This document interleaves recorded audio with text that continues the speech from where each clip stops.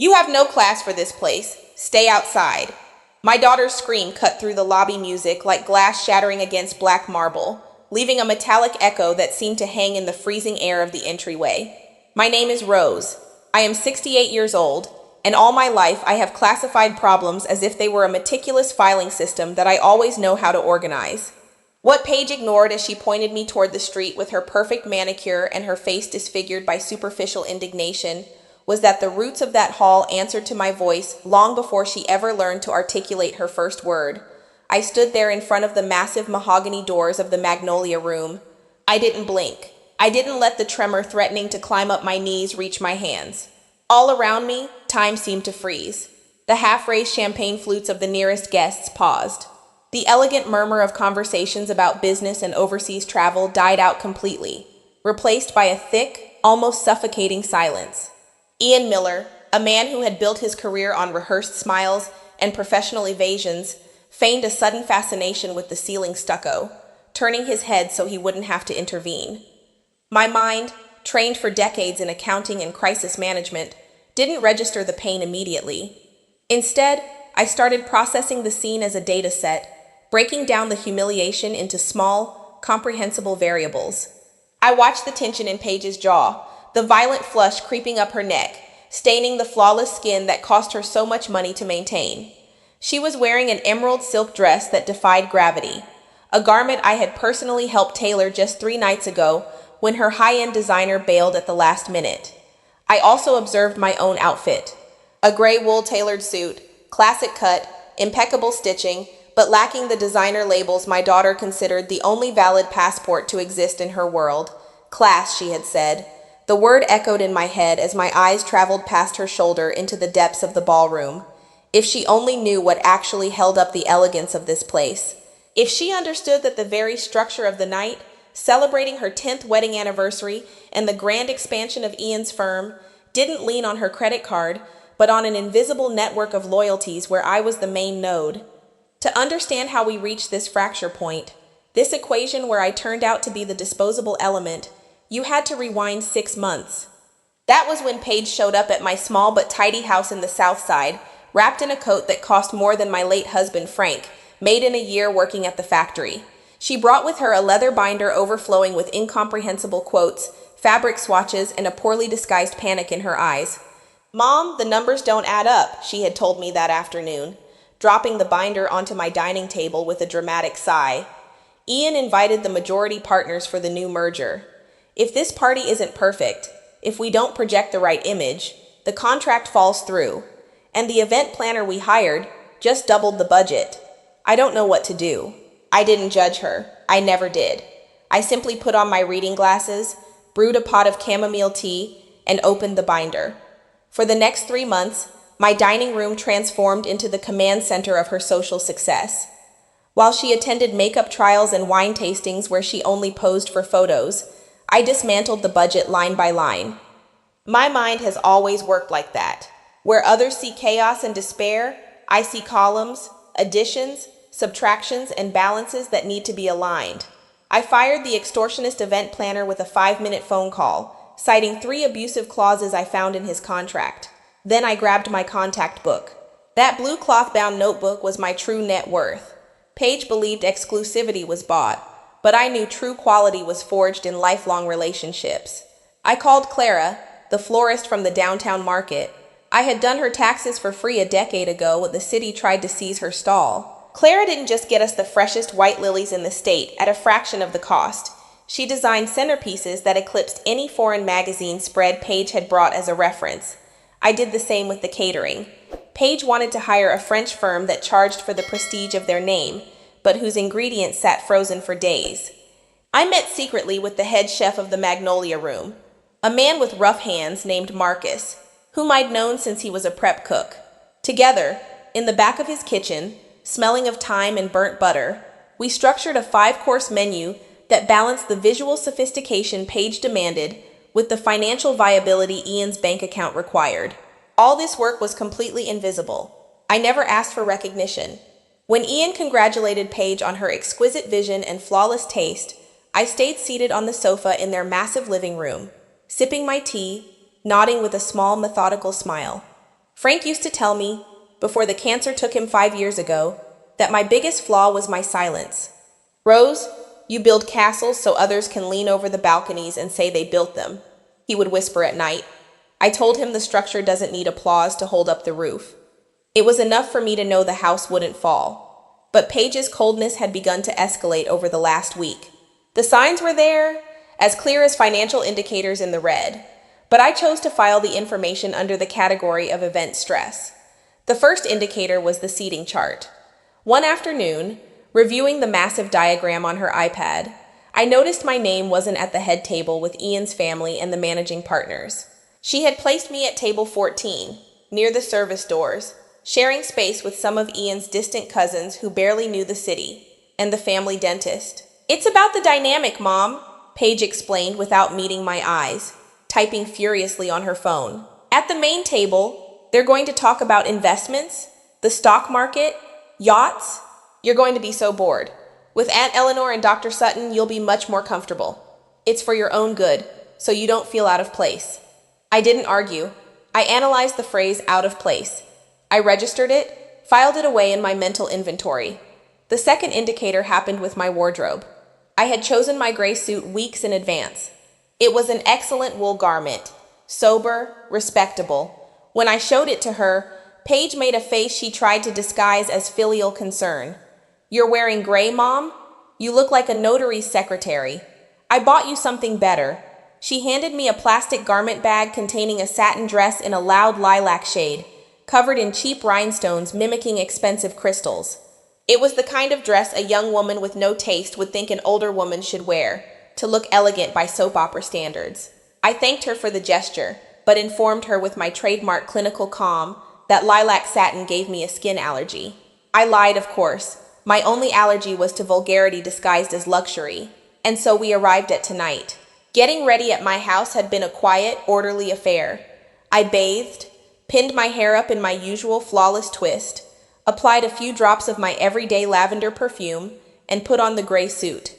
The cab ride to the exclusive side of town let me watch the landscape shift from the cracked sidewalks of my neighborhood to avenues lined with perfectly manicured trees and warm street lamps. Arriving at the Magnolia Room, I paid the driver, left an exact 15% tip, and walked toward the entrance. The building stood imposing with its neoclassical facade and uplit columns.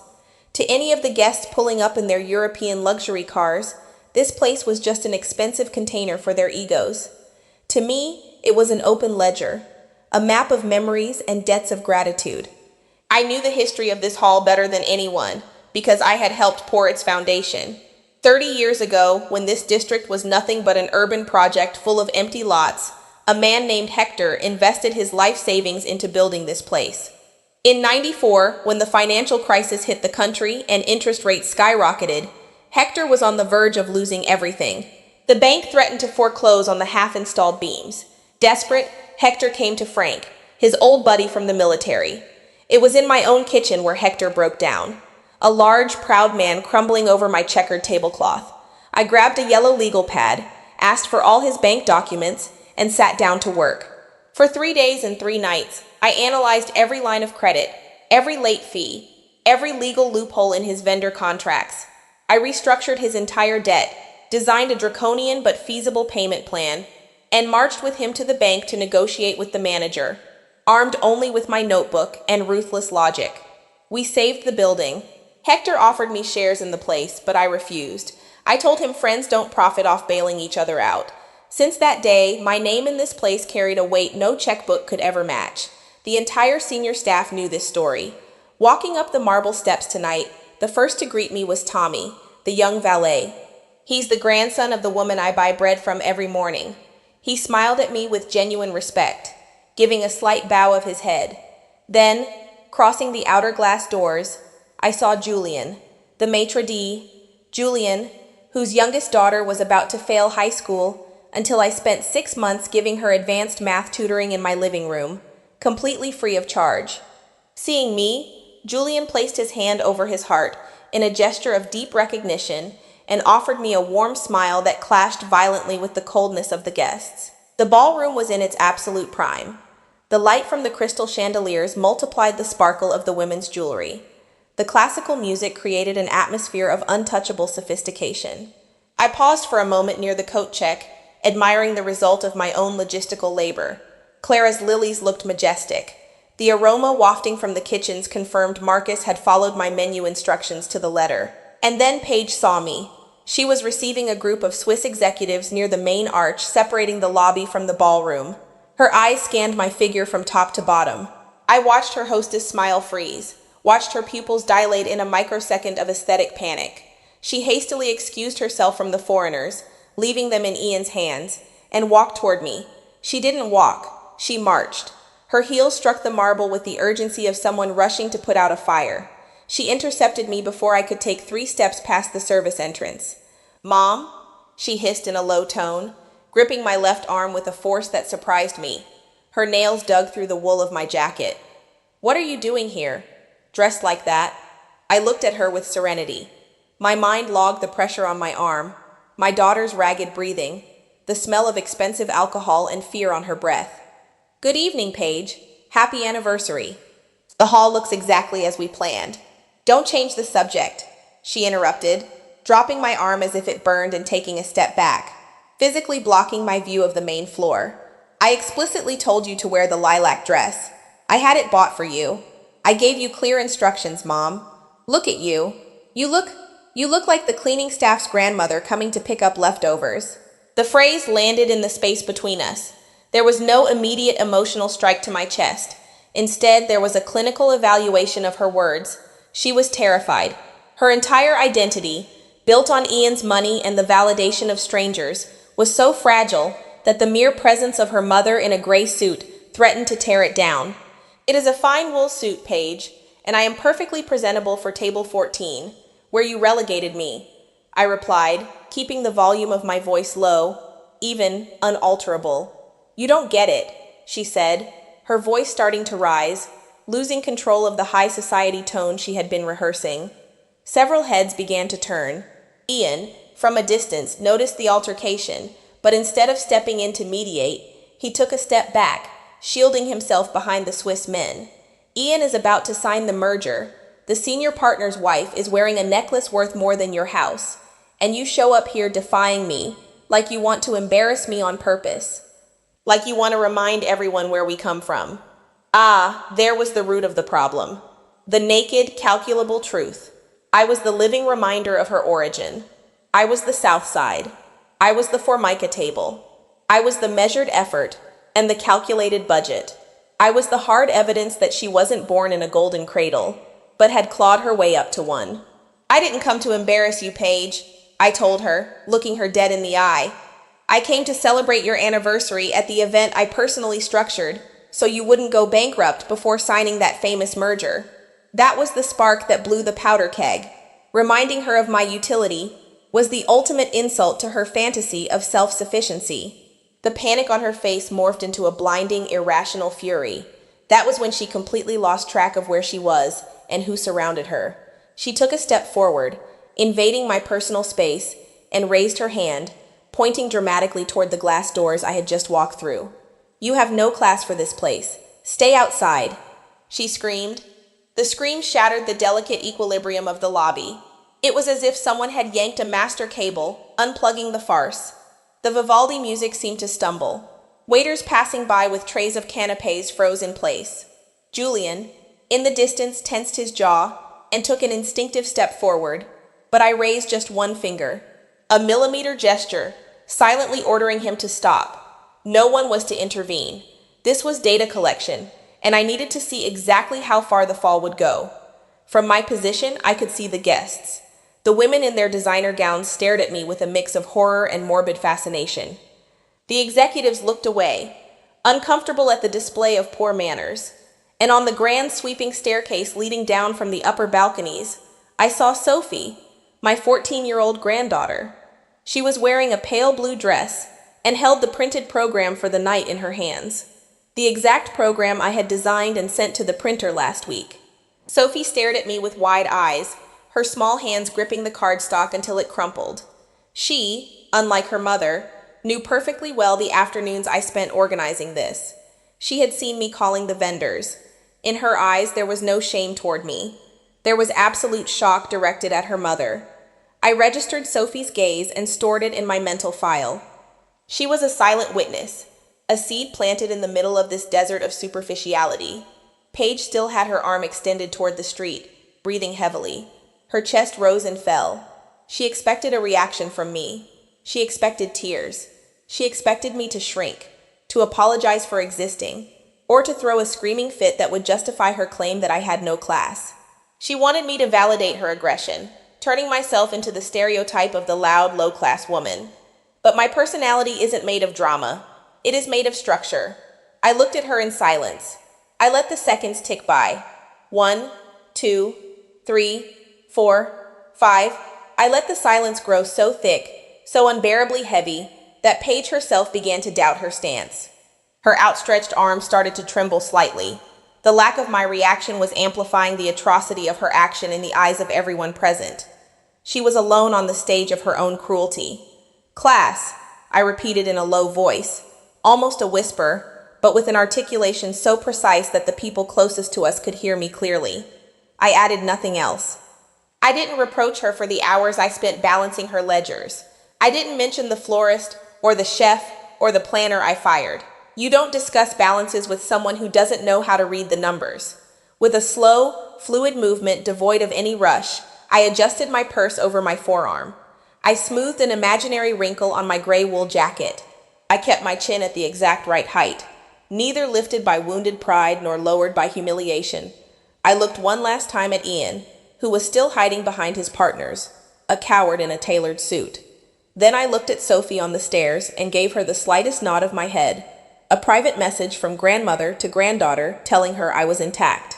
Finally, I looked at Paige. Her eyes already showed the first flash of panic as she realized what she had just done in public, the permanent crack she had just opened. I turned around. My low-heeled shoes, the ones she considered fit for an old lady, echoed firmly against the black marble as I walked back toward the entrance. I didn't rush my pace. I didn't flee. I walked with the cadence of someone who owns the ground she steps on. Tommy, the young valet, sprinted toward the heavy mahogany doors and threw them wide open, lowering his gaze in an almost solemn sign of respect. The cold night air of the city hit my face as I crossed the threshold.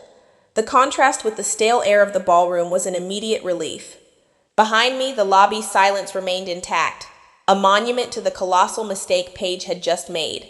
I stepped out onto the portico with its illuminated columns. I stopped on the top step. I heard Tommy moving behind me, pulling the brass handle. The sound of the massive mahogany door shutting was dry, resounding, final. The click of the lock sharply cut off the light and music escaping from inside, leaving me alone in the quiet of the street under the glow of the street lamps. The equation had changed. The variables were ready to be recalculated, and inside my purse, my cell phone began to grow heavy with the promise of an imminent resolution. The freezing street air hit my face the instant the heavy brass handle clicked shut behind my back. It was a dry, definitive sound, like the slam of a stamp on an accounting ledger closing forever. I stood on the upper portico, under the amber light of the fixtures embedded in the neoclassical facade of the Magnolia Room. Behind me, Vivaldi's music had turned into a muffled hum, trapped behind thick masonry walls. In front of me, the city continued its indifferent course. A couple of cabs drove down Elm Avenue. The corner traffic light changed rhythmically from green to red, and the night wind shook the canopies of the ash trees with a methodical cadence. I didn't run. I didn't dig for a tissue in my purse. My breathing kept the same steady rhythm it had when I reviewed the expense columns of my late husband's company. I walked down the marble steps with firm, measured strides, feeling the solidity of the stone under my low-heeled shoes. I crossed the cobblestone driveway, ignoring the apologetic look Tommy the valet shot me from his booth, and headed toward a small landscaped plaza right across from the event hall. There was a wrought iron bench beneath the protective shadow of an old jacaranda tree. I sat there. I smoothed the skirt of my gray wool suit, ensuring no wrinkles remained, and placed my black leather purse on my lap with absolute symmetry. I needed a moment to process the data.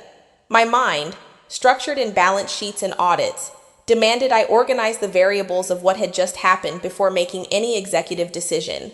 Paige, my only daughter, had screamed at me in public. She had pointed me to the door. She had used the word class as a blunt weapon designed to amputate my presence from her fragile new social reality. Any other mother would have crumbled into tears, consumed by the pain of filial ingratitude. I felt pain, of course, a cold, sharp sting right under my ribs, but my mental training immediately categorized it not as an emotional wound, but as a critical structural failure. Paige was overleveraged. She had invested all her human capital in the validation of a group of Swiss investors and in the corporate lies of Ian, her husband. She had bet against her own origins, and in the process, she had broken the basic rule of any sustainable enterprise. Never destroy the foundation that holds up your building. I looked toward the imposing facade of the hall. The large glass windows allowed a view of the glare from the crystal chandeliers and the blurred silhouettes of the guests, moving with that calculated slowness that money buys. Observing the building's lights, my mind handed me the first key piece of information, a file unearthed from memory. It was October of '94. The financial crisis had suffocated the country. Interest rates had spiked overnight, and the banks were devouring properties like starving beasts. Hector, the owner of the Magnolia Room, was weeks away from losing the half-finished structure. The bank had sent inspectors to shut down the site and cut the official power supply. I remember Frank arriving at our house at 3 in the morning, his coveralls stained with brick dust and grease, smelling of welding sparks and dark tobacco. He sat at the same Formica table where I used to do the monthly books. He was exhausted, but his eyes shined with a technical lucidity that always fascinated me. Hector came with him, a giant of a man shrunk by desperation. "Rose, we need your brain," Frank had told me that early morning, spreading an architectural blueprint over the table, pushing aside the salt shaker and the fruit bowl.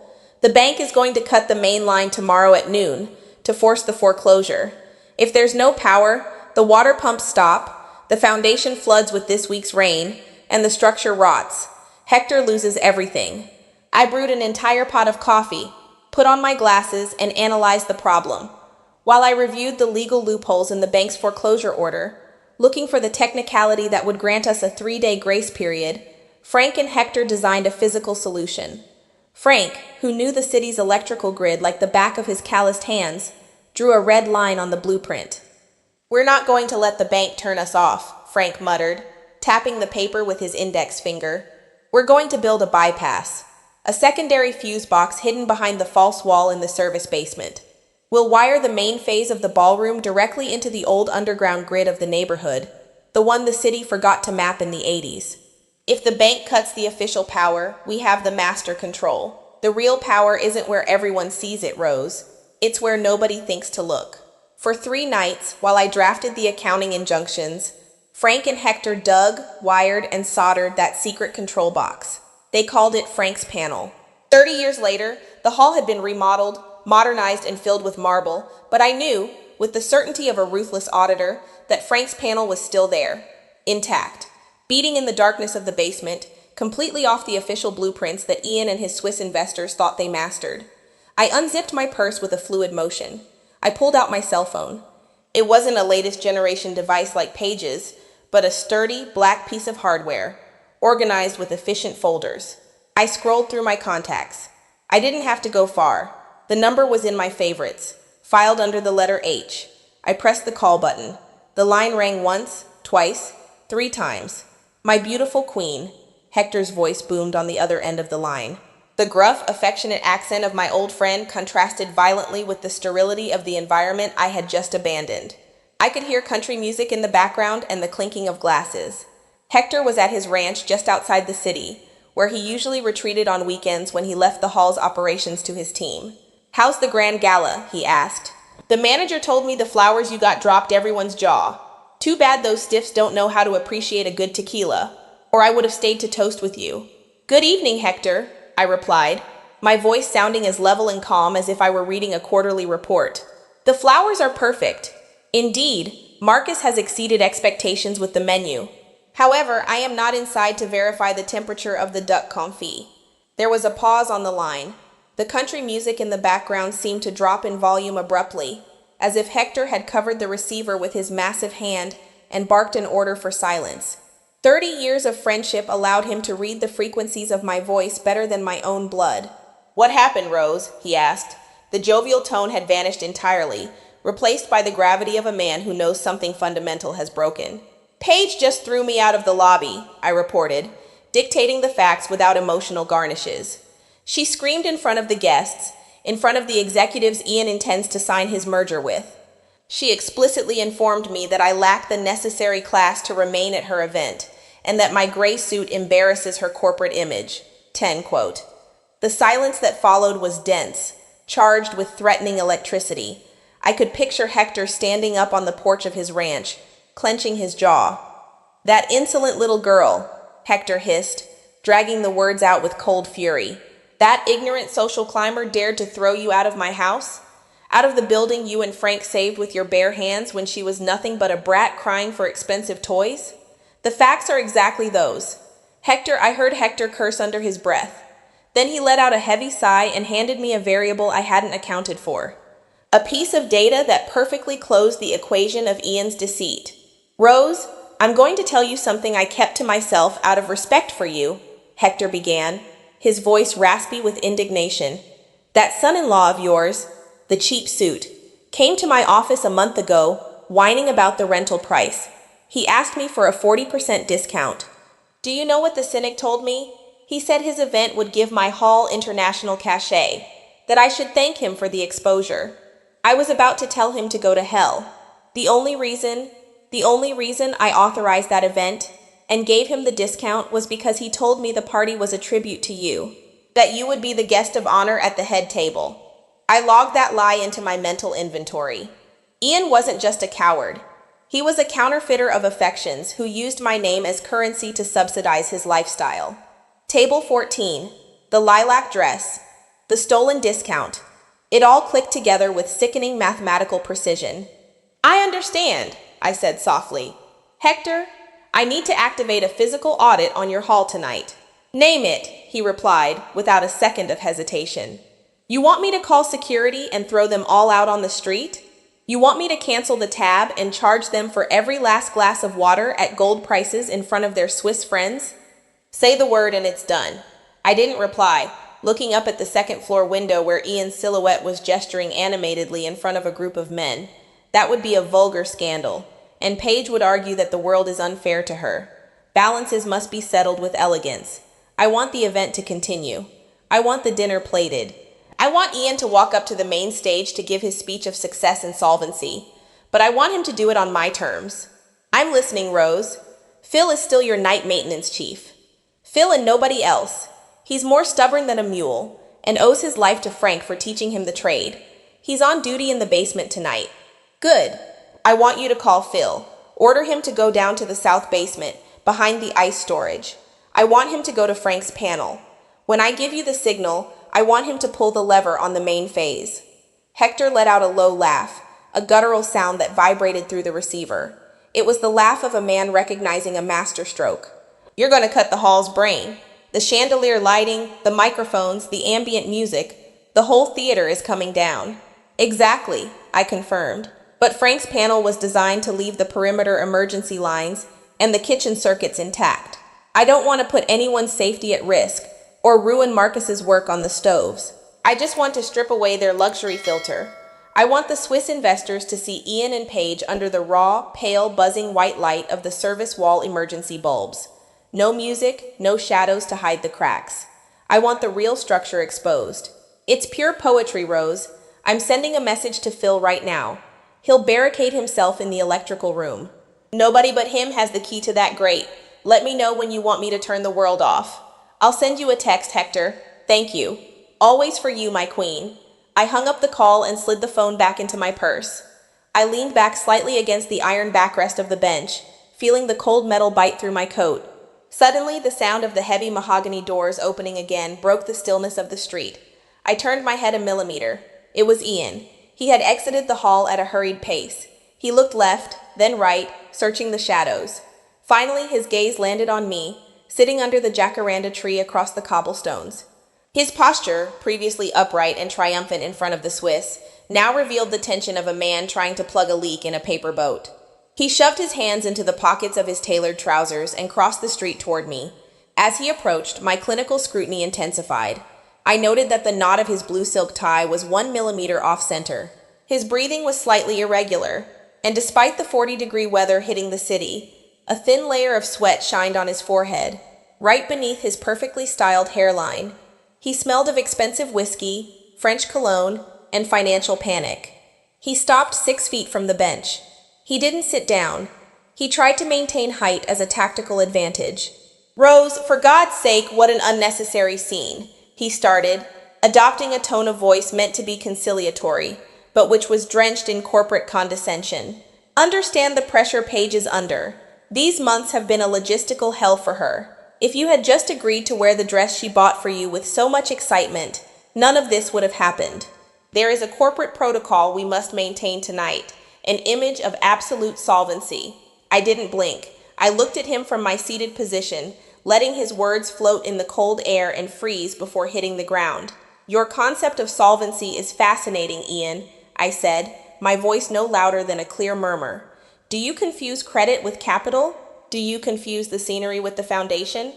Ian sighed, a histrionic sound designed to show exhausted patience.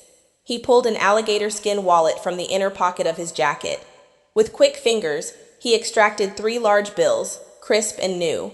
He took another step toward me and held them out, as if giving an excessive tip to an annoying janitor. "Here," he said, forcing a tight smile, "so you can leave comfortably. Call a good private car service. Don't take just any cab off the street. Go home, have some tea, rest. I'll take care of calming Paige down. I'll tell the partners you had a spell because of your age and had to leave on medical advice. We'll save everyone's face." I looked at the bills in his extended hand. Then I raised my eyes to his, which were dodging mine, blinking far too fast. "You're sweating, Ian," I observed with scientific coldness. "At 40 degrees, your body is experiencing an acute stress response. And it's not because of me. It's because of the men in dark suits you left inside." His hand trembled slightly, but he kept the bills extended. "I don't know what you're talking about. They are the most important investors in Europe. The merger is a done deal." "The merger is a bailout," I corrected him, calmly adjusting the clasp of my purse. "I've seen the bills that have arrived at the house in the South Side over these 3 months. I've seen the late fees on your personal credit cards, the ones you use to maintain the leases on your European cars. You are drowning in short-term debt. You invited those men here tonight to pretend you're an equal partner, when in reality you are begging them to buy you out before your local creditors start the foreclosures." The color left Ian's face so fast it looked like he had been drained by a syringe. He lowered his hand, crumpling the bills in his fist with frustration. The mask of the condescending son-in-law cracked, revealing the cornered grifter hiding underneath. "You don't understand anything about international business," he spat, his voice losing its rehearsed modulation. "You spent your life counting pennies in a spiral notebook in a dead-end neighborhood. You don't have the vision to understand these leagues, Rose. This isn't the neighborhood watch. This is real power. We control the narrative here. Paige and I are the future of this firm. And you are an anchor that reminds us of a mediocre past. Do us all a favor and disappear for tonight." I filed away the phrase real power, the presumption that power resided in the suit, the speech, and the empty checkbook. "The future is all yours, Ian," I replied, maintaining a neutrality that completely threw him off balance. "You can keep your money. Go back to your party. Go back to your real power. I won't be the one to interrupt your narrative." Ian stared at me for a second, confused by my lack of resistance, but his urgency to return to his farce was greater than his curiosity. He nodded, adjusting his tie knot, recovering a shred of his artificial arrogance. He turned on his heel and walked briskly back toward the mahogany doors, disappearing once again into the brightly lit interior of the hall. I was left alone on the bench. The wind blew a little harder. Suddenly, I felt a short, sharp vibration inside my purse. I pulled out the phone. It was a text message, but not from Hector. It was from Marcus, the executive chef, deep in the bowels of the hall's kitchens. I unlocked the screen and read the message. "Miss Rose, Julian just briefed me. The entire service staff saw it. The waiters are furious. Paige is walking the tables saying you had a blood pressure spike. It's shameful. The duck confit is ready to go out in 10 minutes. Mr. Ian's speech is right after we pour the reserve wine. What are your orders?" Marcus's loyalty didn't come from an employment contract. It came from the time I spent 3 weeks negotiating with the hospital to reduce his bill when his youngest daughter needed an emergency appendectomy and he had no insurance. I had structured a payment plan that saved his family's finances. The community network I had woven over decades was alive, breathing right beneath the marble floors Ian walked on with such disdain. My fingers moved over the phone's keyboard with precision. Marcus, delay the main course service by exactly 15 minutes. Tell the captains to pour as much wine as possible immediately. With an empty stomach and heavy alcohol, guests pay closer attention to details. Do not bring out the duck until further notice. The trays stay in the warmers. We start emptying bottles into the Swiss glasses. Julian has his boys ready. He would be center stage, the focus of all eyes, showing off his real power. Just then, a second message lit up the screen of my old phone. It was from Hector. Phil is standing at the 94 panel, Frank's panel, hand on the lever, awaiting your command.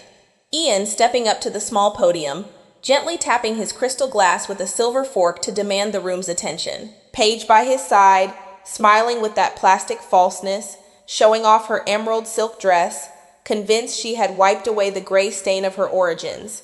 The Swiss executives turning in their chairs, waiting to hear the numbers that would justify their investment. I felt Frank's presence in the cold wind, reminding me that real power is where nobody thinks to look. I looked at the keypad of my phone. I typed a single word in the chat window. Now. Time is an exact measure, a column that always balances at the end of the daily ledger, no matter how hard you try to falsify the numbers. By the 4th second after sending my order, the massive building of the Magnolia Room suffered an invisible structural collapse. I watched it from my seat on the wrought iron bench beneath the freezing shadow of the jacaranda. It was a clinical, perfect spectacle. First, the golden lights of the immense crystal chandeliers, the ones projecting a mirage of wealth over the neoclassical facade, flickered with a sort of electrical death rattle. Then, they simply died. Darkness swallowed the lobby and the main ballroom in a simultaneous heartbeat. Vivaldi's music, which had been floating into the street like expensive perfume, was decapitated mid-chord. For an absolute instant, the hall was a black cavern in the middle of the illuminated city. I could hear, even through the thick masonry walls and mahogany doors, the unmistakable sound of 200 people gasping for air at the exact same time. A collective intake of breath, followed by the sharp shatter of a crystal glass smashing against the black marble floor. Then, with a metallic hum that resonated in my very bones, the emergency circuits came to life. It wasn't the warm, regulated light designed to hide wrinkles and highlight jewelry that Ian had demanded. It was the raw, pale, fluorescent light of industrial bulbs embedded in the baseboards and service exits. It was the kind of light you find in the hallways of a county hospital at 3 a.m, or in a precinct interrogation room. A light that doesn't forgive, that doesn't filter, that exposes the naked reality of things. Under that morgue-like glare, the majestic Magnolia Room ceased to be a European palace and reverted to what it was in its original blueprints, a massive box of concrete, steel, and wiring. I remained seated, my hands resting symmetrically on my leather purse. I didn't smile. Triumph isn't celebrated with vulgar gestures. Triumph is observed, audited, and recorded. Through the immense windows, the silhouettes of the guests, previously graceful and confident, morphed into a swarm of disoriented shadows. I saw arms flailing, heads turning frantically, postures of authority crumbling under the sudden panic of the dark. That hospital light transported me without warning to another pale room 5 years ago. The memory forced its way into my mind like a file I had kept locked away.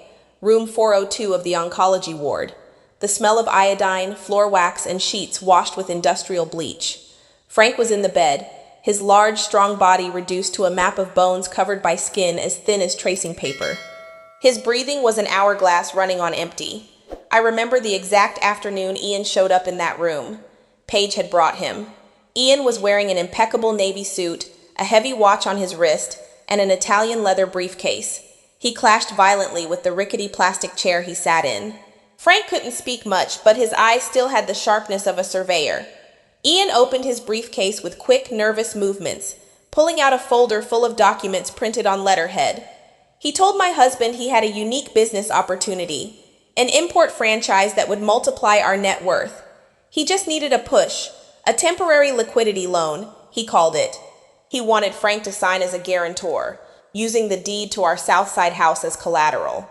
Paige was standing by the window, looking at me with that mix of pleading and demanding she always used when she wanted to skip logical processes. "It's for our future, Mom," she had said. "Ian knows what he's doing. He's going to triple the investment in 6 months. Don't be old-fashioned." I didn't say a word. I took the folder from Ian's sweaty hands, put on my reading glasses, and sat on the edge of Frank's bed. I read the contract.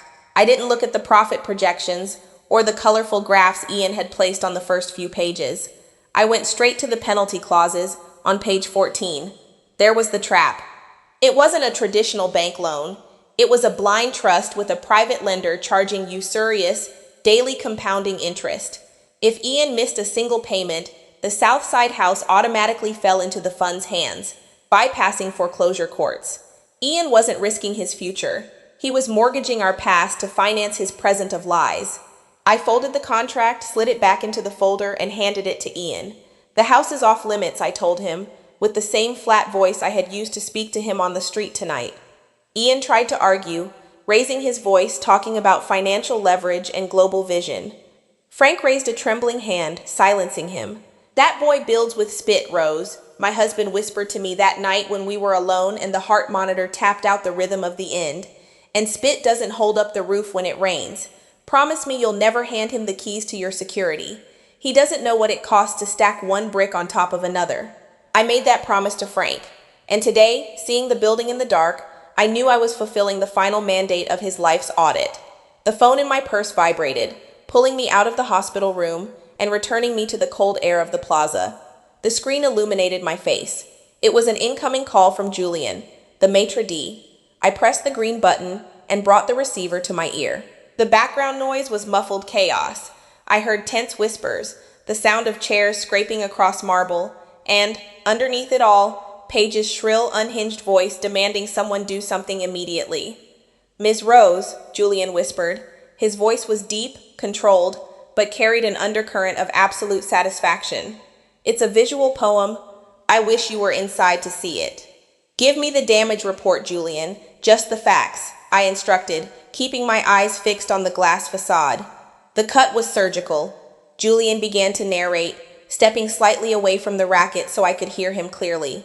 Mr. Ian had just stepped up to the podium. He took the microphone and tapped his crystal glass with the fork. He said, "Gentlemen, the future of this firm is illuminated by trust." And on the word trust, the lever went down. The microphone let out a static squeal, and the hall went blind. The Swiss investors at the head table froze solid. One of them spilled his glass of red wine all over the white tablecloth. In the gloom of the emergency lights, it looks like a crime scene. "What was Paige's reaction?" I asked. "Immediate panic," Julian replied, and I could hear the rustle of his service vest as he walked through the dark corridors. "She started screaming it was corporate sabotage from the competition. She turned on her cell phone flashlight trying to illuminate her husband's face, but she only managed to cast hideous shadows on the wall behind him." Mr. Ian came down from the podium sweating buckets. He intercepted me near the kitchen doors. He screamed at me to fire up the diesel generator. He threatened to sue the hall for damages to his corporate image. "And what did you tell him, Julian?" "I followed your protocols to the letter, boss," Julian said with unbreakable professional pride. "I adopted the posture of tactical incompetence. I told him in my most polite, accommodating tone that the main electrical system had suffered a catastrophic failure outside our jurisdiction. I explained that the emergency generator can only be manually activated by the chief engineer, and that unfortunately, the engineer wasn't responding to his radio. I offered apologies on behalf of management and asked if he would like me to bring him a glass of room temperature water, since the ice machines were also down. A small smile, barely a slight adjustment at the corner of my lips, broke my neutral expression. The community network was operating with military precision. Tactical incompetence was a defense mechanism I had personally taught them to use against corrupt city inspectors. It consisted of paralyzing the aggressor through excessive and useless bureaucratic politeness. You can't fight an employee who smiles at you, apologizes, and informs you that the procedure manual prevents him from solving your problem. What are the waiters doing right now? I inquired, analyzing the operational variables of the night. They're executing a sit-down strike disguised as safety concerns, Julian explained, lowering his voice even more. The boys are walking at a crawl. If someone asks for a drink, they're told we can't open the fridges due to short-circuit risks. If they ask about dinner, we remind them the county health code strictly forbids plating raw food in the dark. Marcus has the duck confit perfectly secured in the kitchen's gas warmers, which are independent of the electrical grid. The food is safe, but the guests are hungry, cold, and surrounded by the worst lighting imaginable. The Swiss are already looking at their gold watches. They're calculating the exit. Excellent. Hold the position. Do not break character for any reason, I ordered. If Ian tries to enter the kitchen or the service areas, block his path citing civil defense regulations. No one but authorized personnel crosses those doors. Understood, boss. We're holding the line. Julian cut the call. I put the phone away. The wind blew harder, kicking up dry leaves off the cobblestones. I looked at the hall and thought about the word Paige had used as a whip against me. Class. She believed class was a lilac satin dress, a head table surrounded by European executives, and an event planning contract that cost a fortune. For me, class was Julian, a man who woke up at 4 a.m, ironed his own uniform until the creases were razor sharp, and upheld his family's dignity carrying heavy trays. Class was Clara, the florist.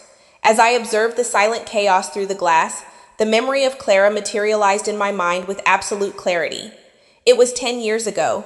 The city council had launched an urban beautification campaign, which was nothing more than an excuse to seize the stalls of the oldest merchants in the downtown market and sell the land to a private developer. Clara arrived at my house on a Tuesday afternoon. Her apron smelled of damp earth, cut stems, and deep despair. She held an eviction notice stamped in red ink. She was crying so hard she could barely articulate the words. She had inherited that stall from her mother, and the flowers were her only source of income to support her 3 orphaned grandchildren. I sat her down in my kitchen, brewed her some linden tea, took the eviction document, and placed it under the white light of my desk lamp. Paige, who back then was a rebellious teenager obsessed with fashion magazines, crossed the kitchen rolling her eyes, complaining about the smell of dirt Clara had left in the hallway. I ignored my daughter. I focused on the paper. I reviewed the stamps, the signatures, the cadastral references. I noticed a discrepancy in the property registry folio. I went to the municipal archives the next day. I spent 6 hours sitting on a hard wooden chair, reviewing dusty ledgers. I discovered that the expropriation order was based on an obsolete topographical map from the 70s that placed Clara's stall on a lot that legally belonged to a public domain reserve, untouchable by the developer. I didn't hire a lawyer. I didn't cause a scandal in the press. I drafted an administrative nullity appeal, 14 pages of flawless legal argumentation, citing the city's own regulations. I went with Clara to the office of the Director of Urban Development. The man, a bureaucrat in a cheap suit with an arrogant glare, tried to ignore us. I dropped the binder on his desk, opened to the exact page of the cadastral error, and explained to him, in a low, monotonous tone, the criminal consequences of signing an eviction based on forged documents. I gave him 24 hours to void the order before I filed a complaint with the anti-corruption prosecutor's office. The next day, Clara received an official document guaranteeing her tenure of the stall in perpetuity. I didn't charge her a single dime. Clara's payment arrived years later, in the form of white lilies, in floral arrangements no amount of Ian's money could have bought, in a loyalty that doesn't register in bank ledgers. Paige despised that world. She believed dealing with market people stained her invented pedigree. She didn't understand that my contact book was an inexhaustible bank of favors, a safety net woven with real gratitude, not paper contracts. Suddenly, my phone screen lit up again in the darkness of the plaza. This time it wasn't a call. It was a text message. The name on the screen caused my heart rate, perfectly stable until now, to suffer a slight alteration. It was Sophie, my granddaughter. I unlocked the device quickly. The message was brief, typed with the urgency of trembling fingers. Grandma, I'm scared. Dad is losing control. He just cornered Tommy, the valet guy. He's screaming in his face. He says the neighborhood employees stole the power cables to sabotage him. He's insulting him really badly. Mom is crying in the bathroom. The Swiss are asking for their coats. Please come. I don't want to be here alone. A 20-year-old kid working 12-hour shifts to pay for college. The same one who had opened the heavy mahogany door for me, with a solemn bow on my way out. Ian was crossing the red line. It was one thing to let his own arrogance suffocate him in front of his investors. It was entirely different to allow him to use his financial desperation to humiliate a member of my community. The network belonged to me. I had invoked it. I had given the order to cut the lights, and therefore, I was the only one responsible for protecting the soldiers executing my strategy on the front line. I wasn't going to let a grifter in a silk suit unload his financial frustration onto a young worker. Besides, Sophie was calling me. Sophie, the only innocent variable in this entire corrupt equation. She was the silent witness, the young mind that could still be salvaged from the toxic superficiality of her parents. She needed to see how a ledger in the red was balanced.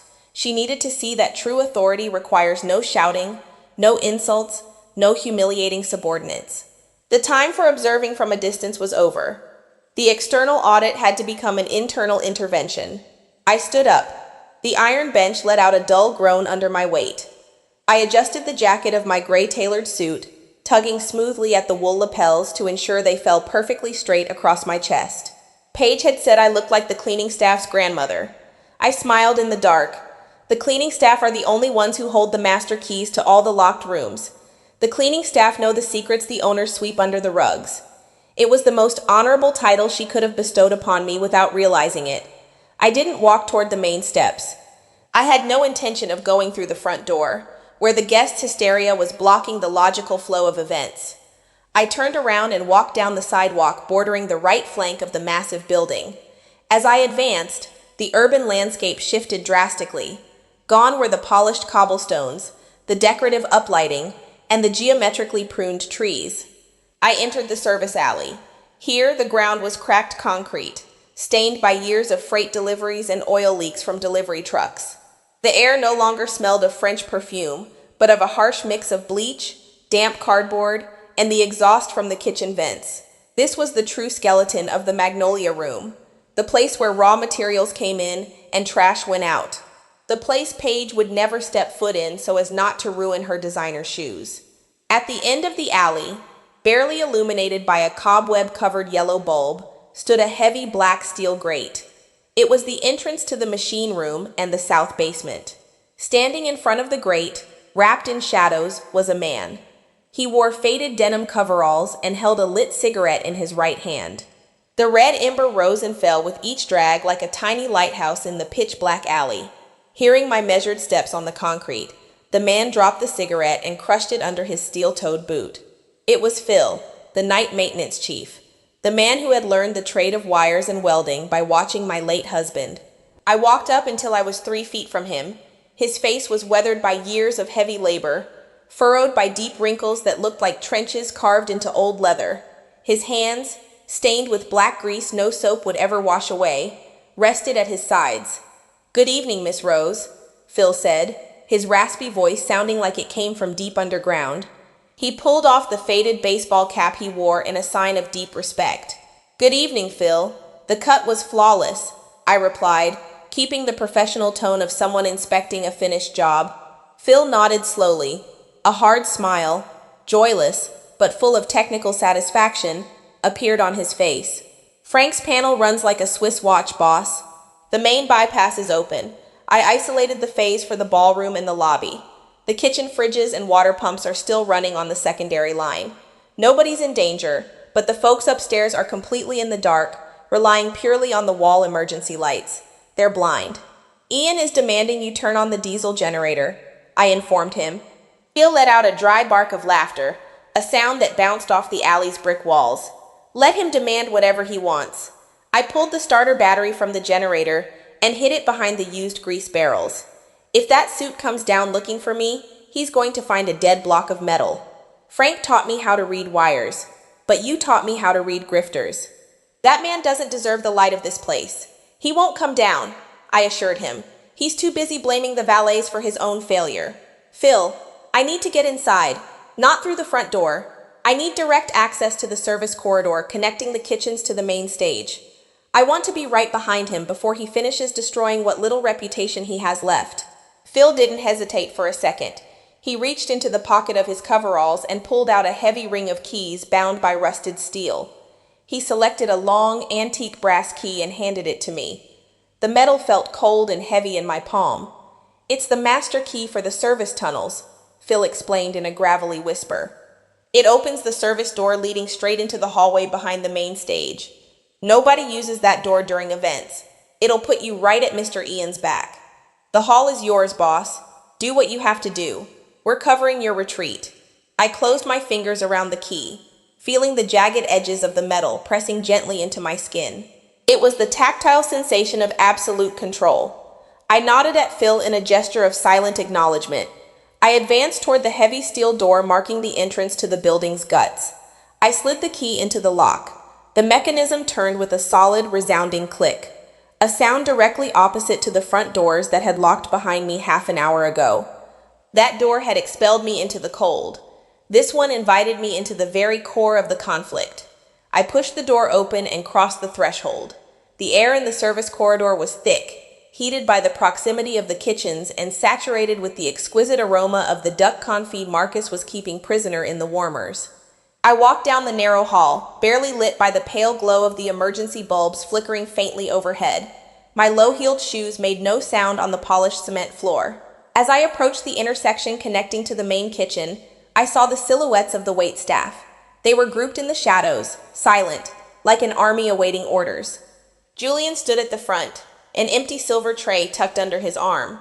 Seeing me emerge from the gloom in my gray tailored suit, his posture straightened. There were no smiles this time. There was an electric tension in the air. "They're about to lynch Tommy in the lobby," Julian whispered when I stopped in front of him. "Mr. Ian has lost his mind." The Swiss have gotten out of their chairs. "Line your team up along the corridor," I ordered, my voice cutting through the hot kitchen air with the precision of a scalpel. I don't want anyone intervening. I don't want anyone responding to insults. Absolute silence. I will close this ledger. Julian nodded and raised a hand. The waiters stepped back into the shadows, clearing the path. I walked toward the swinging double doors separating the service hall from the main stage. Behind those doors, I could hear Ian's voice, high-pitched, cracked by panic, spitting venom at my people. I heard Paige's stifled sobbing. I heard the indignant murmurs of the investors. I pressed my palms flat against the wood of the double doors. The wood was warm. I closed my eyes for a second, visualizing the entire structure of the hall, the hidden wires, the unpaid debts, the loyalty of the kitchen, the fear of my granddaughter. All the columns were ready. Assets and liabilities were about to collide. I opened my eyes, pushed the doors, and stepped into the dark.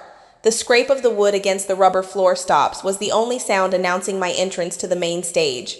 But in the midst of the chaos devouring the room, no one noticed it. I stood in the gloom at the back of the platform, right behind the clear acrylic podium Ian had abandoned.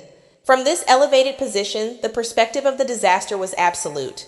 Under the constant electric hum of the emergency fluorescent tubes, the majestic Magnolia Room had lost all its magic. It was like watching a theater whose curtain had been ripped away mid-set change. Shadows stretched grotesquely across the black marble. The guests' faces, stripped of the golden filter of the crystal chandeliers, looked pale, tense, and pierced by growing indignation. My gaze, trained to scan balance sheets and detect capital flight, immediately landed on the epicenter of the conflict. Barely 10 feet from the stage, in the center aisle dividing the main tables, Ian had cornered Tommy, the young valet.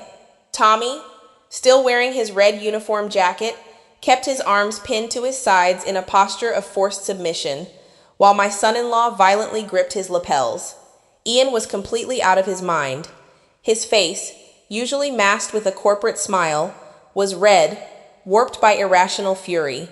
The blue silk tie, once perfectly knotted, hung crooked over his sweat-soaked shirt. "You're useless! A neighborhood rat," Ian screamed at Tommy, spitting the words with a mix of panic and desperation. "I bet it was your friends, the starving trash from the street who cut the cables. I'm going to have you arrested. I'm going to ruin your family. Tell me, where is the main fuse box, you animal?" Tommy didn't reply. He kept his eyes locked on the knot of Ian's tie. bearing the humiliation with a dignity my son-in-law could never buy. Behind Ian, at a safe distance, the Swiss investors watched the scene. Their postures were rigid. The oldest of the group, an executive with platinum hair and a flawless gray suit, held his pocket watch in one hand while using the other to signal his wife to grab her coat. The level of disgust in his eyes was a financial indicator that required no interpretation. The merger was dead. Off to the side near the head table, Paige was sobbing. The emerald silk dress, which under warm lights had looked like haute couture, now revealed under the unforgiving white glare the strained seams and synthetic shine of cheap fabric. She covered her face with her hands, unable to intervene, unable to stop her husband's self-destruction, paralyzed by the collapse of the lie they had both built. "Let him go, Ian," Paige suddenly screamed, but her voice sounded weak, devoid of any authority. "You're scaring them. Please. The Swiss are going to leave." Ian didn't hear her. He raised a fist, physically threatening Tommy in one last pathetic attempt to regain control through terror. It was in that exact millisecond I decided data collection was over. It was time to close the books. "Let the boy go, Ian," I said. My voice wasn't a shout. It didn't need to be. I projected it from my diaphragm, utilizing the acoustics of the stage with the same flat, cold, cutting modulation I used to reject a fraudulent audit. The sound of my voice sliced through the room like a scalpel blade through taut fabric. Ian froze. His fist stopped midair. Slowly, as if the mechanics in his neck had rusted, he turned his head toward the stage. Seeing me there, standing under the raw light, wrapped in my gray wool tailored suit, with my black purse hanging symmetrically from my forearm, his eyes widened massively. Pure terror replaced the fury on his features. "You," Ian whispered, dropping Tommy's lapels and taking a step back, stumbling clumsily against the edge of the nearest tablecloth. "What are you doing inside?" "I told you to get out. Paige threw you out." I didn't move from my elevated position. My eyes swept the room, logging how 200 heads turned toward me.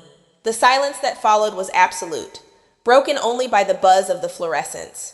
"The doors of this building do not answer to your whims, Ian," I replied, descending the 3 steps of the podium with deliberate slowness, letting the heels of my shoes echo against the varnished wood.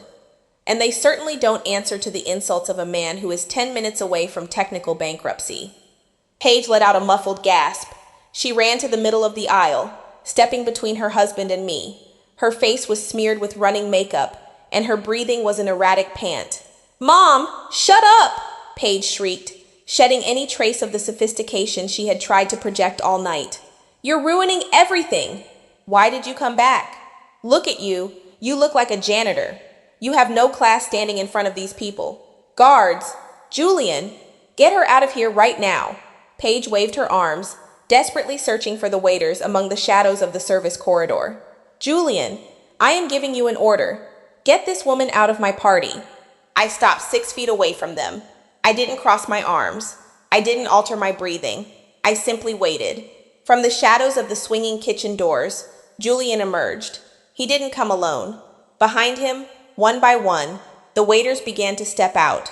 Men and women in spotless black vests, silver trays resting at their sides. They walked in absolute silence, but they didn't head toward me to escort me to the exit. They walked in formation, surrounding me, flanking my position to the left and right. They stood behind me, forming an impenetrable human barricade. Tommy, the young valet Ian had just assaulted, straightened the collar of his red jacket. He looked at Ian with glacial contempt and walked slowly until he stood squarely at my right side. The visual equation was devastating. Paige and Ian were alone in the center aisle, surrounded by their frightened, confused guests. I was backed by the true engine of the hall, by the hands that served, that cleaned, that held the building up. The community network had closed ranks. "The maitre d' does not take orders from insolvent clients, Paige," I declared, my voice echoing in the sepulchral silence of the ballroom. "Julian and his team are here out of loyalty to a structure that the two of you do not comprehend and could never afford to buy." Ian looked at the waiters, his brain trying to process the mutiny. "What is this?" he babbled, panic making his chin tremble. "You're all fired. I'm throwing you out on the street. I'm suing the staffing agency." "You can't fire anyone, Ian," I interrupted, my tone adopting the clinical patience of someone explaining basic math to a stubborn child. Because you don't pay their salaries. In fact, you haven't paid for absolutely anything tonight. You've tried to float a luxury event on a credit line that doesn't exist, using my name to beg for favors. The platinum-haired Swiss executive took a step forward. His face was a mask of Germanic severity. "Mr. Miller," the man said, his English marked by a thick, guttural accent. "Could you explain what this spectacle means? Who is this woman? And why is she claiming you are bankrupt?" Ian spun toward the Swiss man, sweating profusely, raising his hands in a gesture of pathetic pleading. "Mr. Hoffman, I beg you, don't listen to her. She's my mother-in-law. She's an older woman. She's sick in the head. She suffers from senile dementia. She had a nervous breakdown because of her age and snuck in through the back door. This is all a misunderstanding. The power will be back on any second." "My mental capacity is in perfect condition, Mr. Hoffman," I interjected, speaking directly to the foreign investor. I maintained eye contact with him, ignoring Ian. "My name is Rose, and as a retired financial auditor, I suggest you review the hidden liabilities in my son-in-law's firm before signing any merger. The man standing in front of you doesn't control his own company. He doesn't control this event, and as you have just witnessed, he doesn't even command the respect of the staff pouring his water." "Shut up!" Paige screamed, stepping toward me with clenched fists. "This is all because you're bitter. Because it hurts you that I made it out of that miserable neighborhood. Because I actually have class and you don't. The rhinestone dress, the imported flowers, the French menu, all of this is mine. It's my vision, and you can't stand to see me shine." I filed the word away again. Class. It was time to return the dismantled concept to her. "Let's talk about your class, Paige," I said, my voice dropping half an octave, turning dangerously soft. I took a step toward her.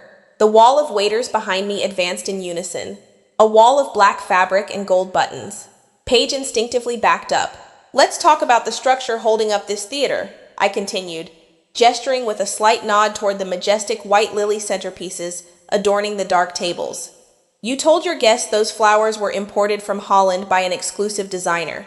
The truth, Paige, is that those flowers arrived this morning in the back of Clara's pickup truck, the florist from the Southside Farmers Market. I got them for 1/10 of their value as a personal favor, because 10 years ago I stopped the city council from foreclosing on her stall. Your elegance is subsidized by the very neighborhood you despise so much." A murmur rippled through the tables of the local guests. Paige opened her mouth, but no sound came out. Her eyes searched for Ian, but he was shrunken, incapable of defending her.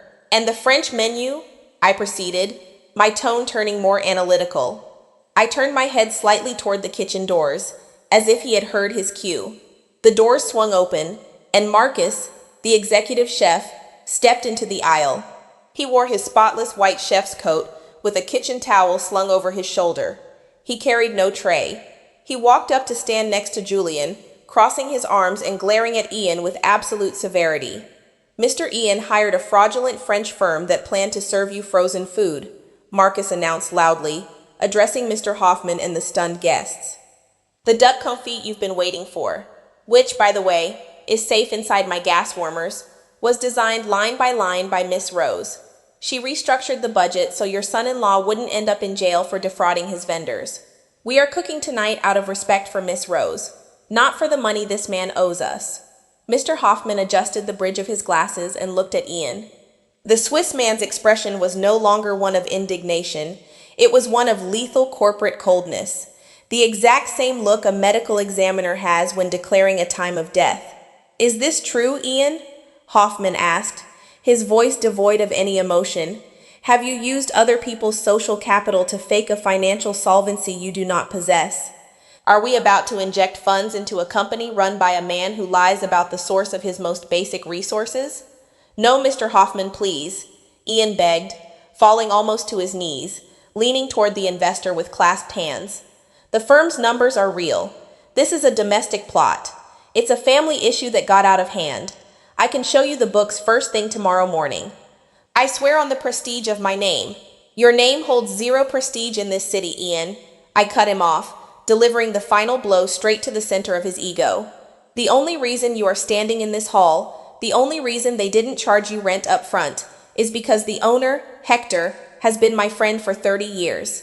You came here demanding a 40% discount using my name. You told Hector this event was a tribute to me, that I would sit at the head table, and then you took that discount, relegated me to table 14 by the service doors, and my own daughter screamed at me that I had no class to be here, demanding I wear a vulgar dress so as not to embarrass you. The revelation dropped over the room like a block of lead. The guests at table 14, including the distant cousins and the dentist, stood up, muttering in outrage. The moral exposure was complete. The symmetry of the humiliation had come full circle. What Paige had tried to hide by relegating me to the dark was now the center of attention under the harshest possible light. "Lies!" Paige shrieked, grabbing her head. "Mom, you're making it all up. Ian is a successful man. We paid for this." "If you paid for this, Paige," I said with devastating calm, "then order the structure to work. Order Julian to serve your dinner. Order Marcus to plate the duck. Order Phil, the engineer in the basement, to turn the golden lights back on. Show Mr. Hoffman your real power." I stepped aside, extending a hand toward the room in a gesture of ironic invitation. I was handing her the reins. I was giving her the chance to exercise that superiority she bragged about so much. Paige looked at Julian. The maitre d' held her gaze, impassive as a marble statue. She looked at Marcus. The chef simply shook his head slowly. She looked at Tommy. The young valet didn't even blink. They were surrounded by a silent army that had decided to cut off their social oxygen. Without the support of the community that held them up from the shadows, Paige and Ian were nothing more than two grifters in expensive clothes, standing in a pitch-black room. Mr. Hoffman didn't need to see anything else. He turned to his associates, gave a sharp hand signal, and buttoned his overcoat. "The merger is canceled, Ian," Hoffman ruled. His words sounded like a judge's gavel. "A man who betrays his own family to fake wealth and who inspires zero loyalty from the people who work for him is an unacceptable risk for our investors. We will send our lawyers tomorrow to terminate the preliminary agreements. Have a good night." Hoffman and his entourage of Swiss executives began walking toward the massive mahogany front doors. Ian let out a guttural howl, a mix of weeping and rage, and tried to run after them, grabbing the sleeve of Hoffman's coat. "No, wait, you can't do this to me. I have debts. If you don't sign today, the bank takes my cars. They foreclose on my office. Mr. Hoffman, I'm begging you." Hoffman broke the grip with a sharp jerk, shoving Ian slightly. Ian stumbled and fell to his knees on the black marble floor. He stayed there, under the fluorescent emergency light. A man who had built a castle with spit, watching the rain of truth melt his foundation away. The Swiss exited the hall, and Tommy signaled one of the doormen to throw the doors wide open for them. Paige, seeing her husband on his knees and the investors leaving, emotionally collapsed. She dropped into a nearby chair, sobbing uncontrollably, black makeup staining the neckline of her emerald green dress. The silence in the room grew dense again, heavy, charged with unbreathable tension. The farce had completely disintegrated. I held my position, evaluating the result of my intervention. The variables were adjusted. The liability had been exposed. The community had executed its function as a ruthless antibody against the infection of arrogance. I felt no joy. I didn't feel the vulgar triumph of revenge. I felt the clinical relief of a balance sheet finally zeroing out. Suddenly, movement on the grand sweeping staircase caught my attention. Sophie, my granddaughter in her pale blue dress, was walking down the steps slowly. She carried the printed event program in her hands, the one I had designed myself. Her face, barely 14 years old, displayed a premature maturity, forged in the fire of the public humiliation she had just witnessed. She walked down the center aisle, passing right by her father, who was still kneeling on the floor, muttering incoherently. Ian lifted his head when he saw her. "Sophie," he babbled, reaching a hand out to her. "Honey, tell them this is a mistake." Sophie didn't stop. She didn't even look at him. She walked straight to where I was standing, flanked by the wall of waiters and workers. When she reached me, Sophie stopped. Her eyes were wet, but her posture was straight, firm. She had inherited my late husband's bone structure. And in that moment, I saw Frank in her clear, unadorned gaze. Ian tried to stand up, driven by a final instinct of territorial control. "Sophie, come here immediately," he yelled, his voice cracking. "Don't go near that woman. I order you to go back to your mother." Ian took a step toward us, but before he could advance another millimeter, a massive figure emerged from the service corridor. It was Phil, the maintenance chief. He wore his grease-stained coveralls and gripped a heavy, solid iron monkey wrench in his right hand, not raising it like a weapon, but letting it rest casually against his thigh. Phil stepped between Ian and us, his presence filling the space like a block of granite. "You don't order anyone around in this house, little boy," Phil growled, his raspy voice reverberating in the chests of everyone present. "The girl goes wherever she wants to go, and you stay exactly where you are." Ian looked at Phil. He looked at the wrench. He looked at the 10 waiters holding their ground behind me. And finally, he looked at Tommy. He understood once and for all that authority isn't born from money owed to the bank, but from the respect cultivated with people. He lowered his head, absolutely defeated, and backed up until he sat on the floor next to Paige, sinking into the misery of his own creation. Sophie looked at me, raised a trembling hand, and grabbed the sleeve of my gray wool jacket. The rough fabric contrasted with the softness of her childlike fingers. "Can we go to your house, Grandma?" Sophie asked in a whisper, her voice heavy with infinite exhaustion. "It's really cold in here, and the lights are awful." I looked at my granddaughter. I analyzed her request. I approved the movement. "Yes, Sophie," I replied softly, covering her small hand with mine. "The event has concluded. The ledger is closed. It is time to go back to the south side." I looked up and faced my community. Julian, Marcus, Tommy, Phil, the men and women who had held up the roof when the storm hit. I gave them a slight nod, a microscopic gesture containing decades of gratitude. Julian returned the nod, bowing his head slightly. Marcus turned back toward the kitchens in silence. Phil took a step aside, opening an aisle of honor for us. I turned around, adjusted the strap of my purse over my left forearm, kept Sophie clutching my right arm, and began to walk back toward the service doors, toward the darkness of the alleys, toward the real world. Behind me, the Magnolia Room was plunged into its own misery, lit by a hospital glare that forgave no one, with Ian and Paige trapped in the epicenter of a void they had dug themselves. I didn't look back. The numbers were already recorded, and I never review an account that has already been settled. The service alley welcomed us with a freezing embrace, saturated with the smell of damp concrete and discarded vegetables near the kitchen's large dumpsters. Behind us, on the other side of the heavy steel doors, lay the absolute collapse of a financial lie. I walked with my back straight, feeling the light weight of Sophie's hand clinging to the sleeve of my gray wool jacket. My low-heeled shoes produced a rhythmic sound, a methodical beat marking our exit from the shadow theater Ian and Paige had built. There was no rush in my steps. Hasty escapes are for those who leave debts pending. I, on the other hand, had just collected the biggest invoice of my life, and my personal ledger was perfectly balanced. Reaching the mouth of the alley, where the amber glow of the streetlights replaced the gloom of the hall's facilities, I saw a white car parked with the engine running. Standing by the open back door was Tommy. The young valet had taken off his red uniform jacket, folding it carefully over his left arm.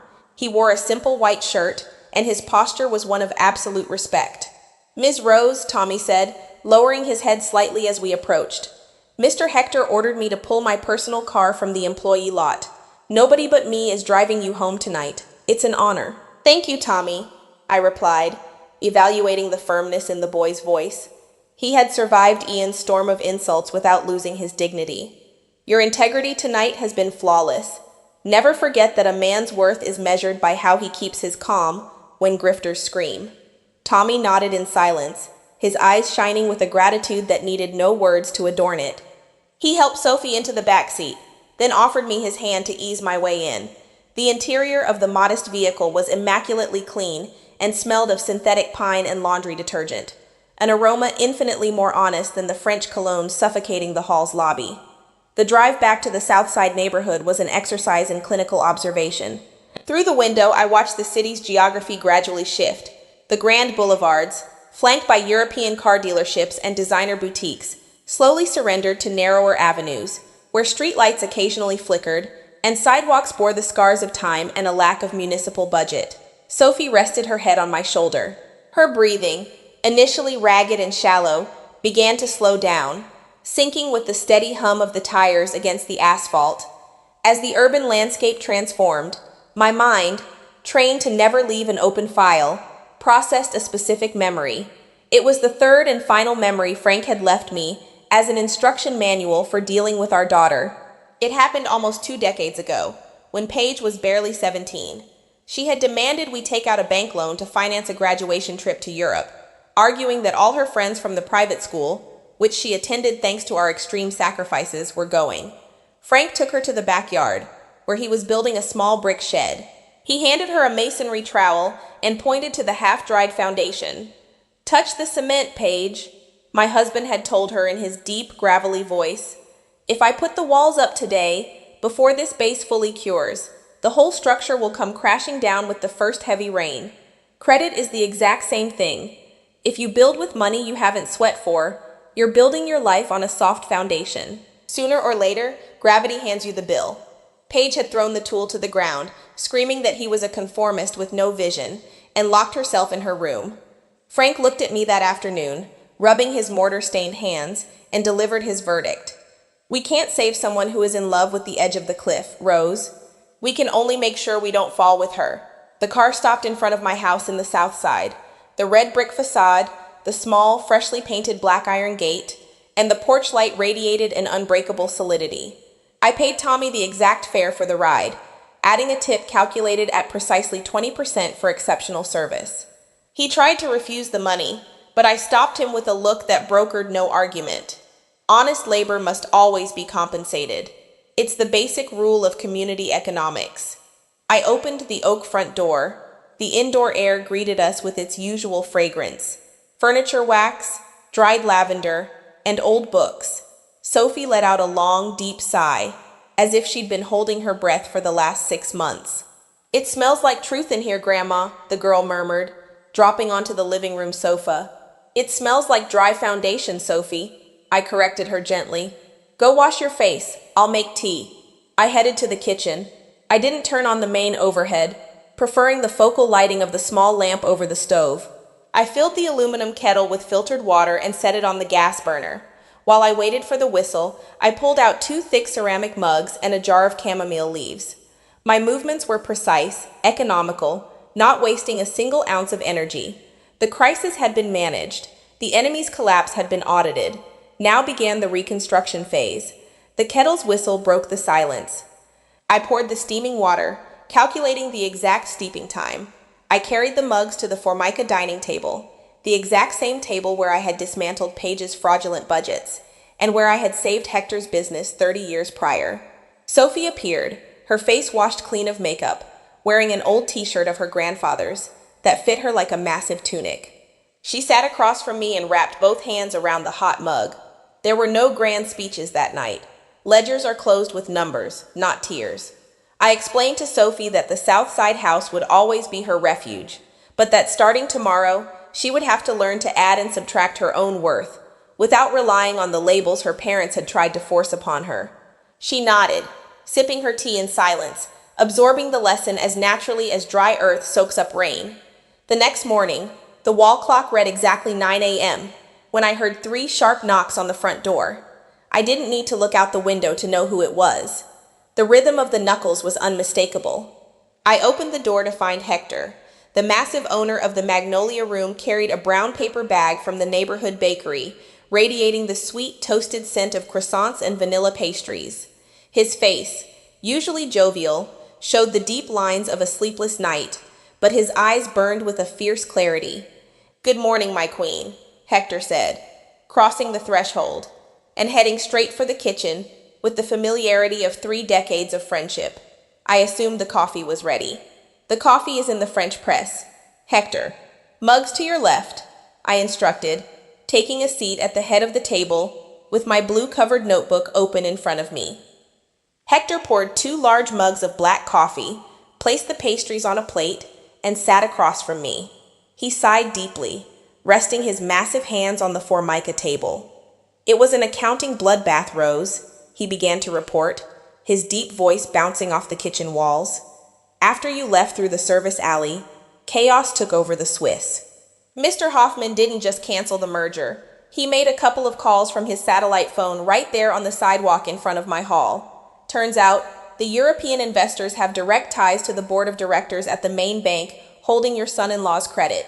When the bank found out the international merger was a fraud, they triggered the early default clauses. Immediately, I took a sip of my coffee. I showed no surprise. Financial physics dictates that when you cut the ropes on a hot air balloon full of holes, the drop is vertical and violent. Were there foreclosures? I asked, holding my pen suspended over the paper. Hector let out a bitter laugh. Foreclosures is a mild word. It was a public execution. At 2 in the morning, while Ian was still sitting on the lobby floor crying, and Paige was screaming at Tommy to get her a limo that was never going to arrive, 3 bank tow trucks pulled into the lot. They yanked Ian's 2 European cars right out of the VIP spaces. The suit tried to stop the drivers, but the bank's lawyers came with an asset seizure order signed by a duty judge. They took everything, left them on foot. I noted the data in my book. Liquid assets confiscated. And how did Paige react? I inquired. My tone was devoid of any maternal emotion, analyzing my daughter purely as a variable in the equation of her own disaster. Your daughter? Hector shook his head, grabbing a piece of pastry. Your daughter couldn't process reality.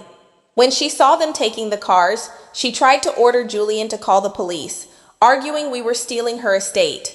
Julian, with that stone face of his, very politely informed her that the hall was not responsible for legal seizures, and handed her the final invoice for the event, including the cleaning fee for the wine the Swiss spilled. Obviously, Ian's credit cards all bounced. They had to walk all the way to the main avenue to flag down a city cab because Paige refused to get on a night bus. The image of Paige and her husband dragging their designer suits down the cracked sidewalks in the early hours of the morning brought me no sadistic satisfaction. It was simply the mathematical consequence of trying to hold up a roof with no foundation. Frank's panel, that old fuse box in the basement, hadn't destroyed Ian. It had only turned off the artificial lights so the world could see the ruins that already existed. Time, much like compound interest, did its work silently and inexorably. The days turned into weeks, and the weeks into months. 6 months, to be exact, passed since that anniversary night. Spring arrived in the Southside neighborhood, bringing with it the blooming jacarandas and the humid heat announcing the rainy season. During that half year, the community network I had cultivated continued operating like a decentralized intelligence system. I didn't seek out information about Paige or Ian. The information came to me, carried by the natural currents of the neighborhood. It was a Tuesday afternoon in early October when the final audit of their fate arrived at my dining room. Clara, the florist from the downtown market, knocked on my door. She brought an immense bouquet of fresh, radiant white gladiolus, wrapped in newspaper. For your living room table, Miss Rose, Clara said, handing me the flowers with a wide smile that crinkled the corners of her eyes. Her apron still smelled of damp earth and honest work. I invited her in. I offered her a glass of fresh lemonade, and we sat on the back porch, looking out at the small yard where Frank had built his brick shed. Clara took a long sip, wiped her lips with the back of her hand, and looked at me with an expression that mixed respect with the need to share important news. I went to the downtown dental clinic this morning, Ms. Rose, Clara began, lowering her voice a bit as if we were discussing state secrets. I went to get my plate adjusted. Dr. Sutton's clinic, the one who has his office on Elm Avenue. I filed the name instantly. Dr. Sutton, the same dentist Paige had relegated to table 14, near the service doors, the exact same table she had banished me to. I'm listening, Clara, I said, folding my hands in my lap. You know I'm not one to carry gossip, the florist continued, settling into the wicker chair. But I know you're a woman of numbers, and I thought you should know how the account settled. When I walked into the clinic's reception, the girl sitting behind the desk, organizing files and answering the phone, was your daughter. It was Paige.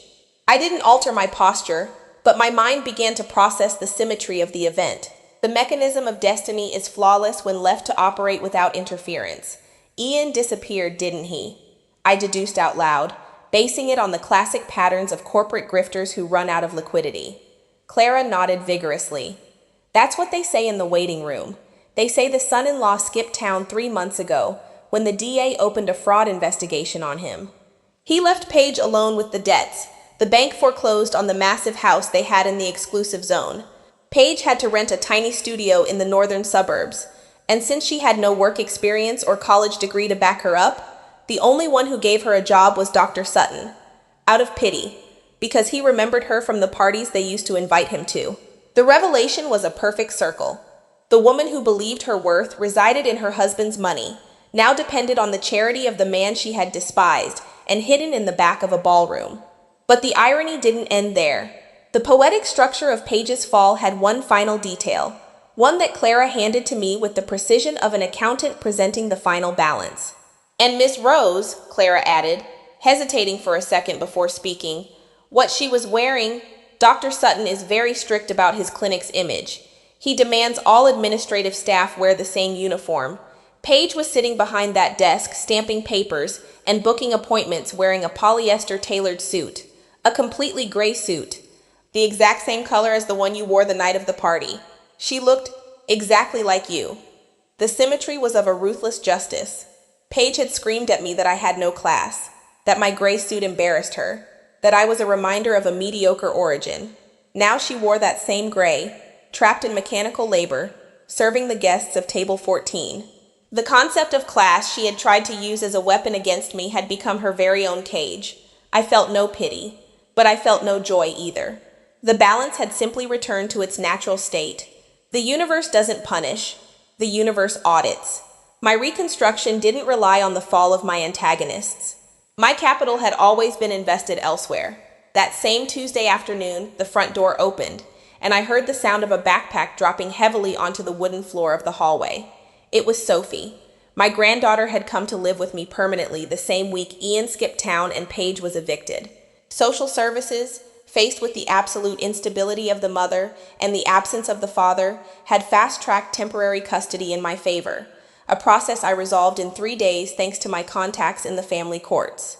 Sophie walked into the kitchen.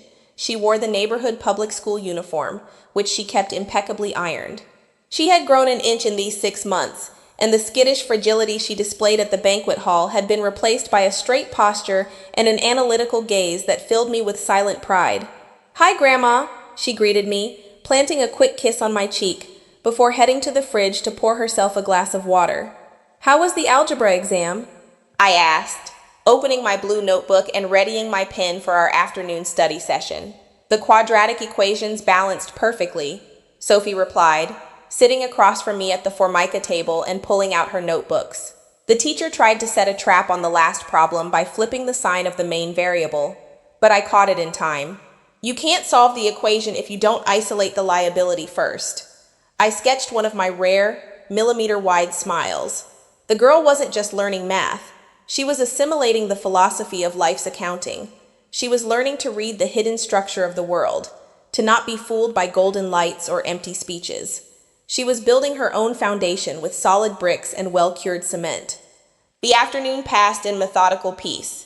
The sound of pencils scratching paper, the tick-tock of the wall clock, and the scent of Clara's gladiolus filled the Southside house. This was my true wealth. This was the real influence Ian could never comprehend. I didn't need to impress Swiss investors or wear diamond necklaces to have power. My power resided in the ability to transfer the knowledge of survival to the next generation, ensuring that this girl would never let a grifter tell her she had no class. Just as the sun began to set, tinting the sky a copper hue that filtered through the kitchen window, I heard the sound of a motorcycle engine cutting off in front of the house. Seconds later, someone knocked. I got up and went to open it. It was a young delivery boy wearing the kitchen uniform from the Magnolia Room. He held a package carefully wrapped in thick thermal paper. "Good evening, Miss Rose," the boy said, holding the package out to me. "Chef Marcus asked me to bring this to you. He said they changed the seasonal menu at the hall today, but he saved the best portion specially for you. He says to tell you the gas lines are still working perfectly." I took the package. Even through the thermal paper, the heat radiated into my hands, accompanied by a complex, deep, exquisite aroma. It was rosemary, butter, and a red wine reduction. "Tell Marcus his thermal precision is unmatched, and that I thank him for the delivery," I replied, sending the boy off. I closed the door and carried the package into the kitchen. Sophie looked up from her algebra notebooks, her nose wrinkling slightly as she caught the scent. "What's that, Grandma?" she asked, closing her textbook. I undid the thermal wrapping and popped the lid off the airtight glass container. Inside, perfectly preserved and ready to serve, rested a generous portion of duck confit, surrounded by roasted baby potatoes and bathed in a dark, glossy glaze. It was the exact same dish, the exact same recipe I had designed, and that Marcus had protected in the gas warmers during the night of the blackout. The dish that Ian and Paige never got to taste under the fluorescent lights of their failure. I didn't pull out linen tablecloths or cut crystal glasses. I went to the cupboard, grabbed 2 everyday white ceramic plates, and served the food directly onto the Formica table. I handed a stainless steel fork to Sophie and took another for myself. We sat face to face. The copper light of the sunset illuminated the modest surface of the table, highlighting the scratches and wear marks that told the story of decades of hard work, of budgets calculated in the early hours, and of financial bailouts executed in silence. I watched my granddaughter take her first bite.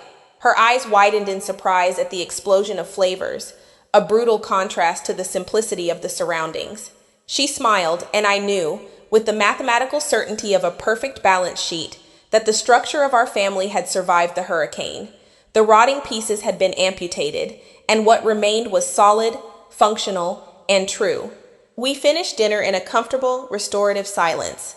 When I gathered the empty plates and carried them to the sink, I paused for a moment in front of the small side table where I kept my documents. My blue-covered notebook was there, closed. I picked up my black pen. I opened the notebook to the page where, months ago, I had jotted down the budgets for that disastrous event. I drew a single straight, firm, horizontal line crossing out the names of Paige and Ian. I closed the notebook. The sound of the cardboard slapping against the paper was a dry, minimal, definitive strike. I placed the ledger next to Frank's old toolbox. The panel had been shut down. The darkness had revealed the truth. And here, in the refuge of the South Side, the emergency lights were no longer necessary.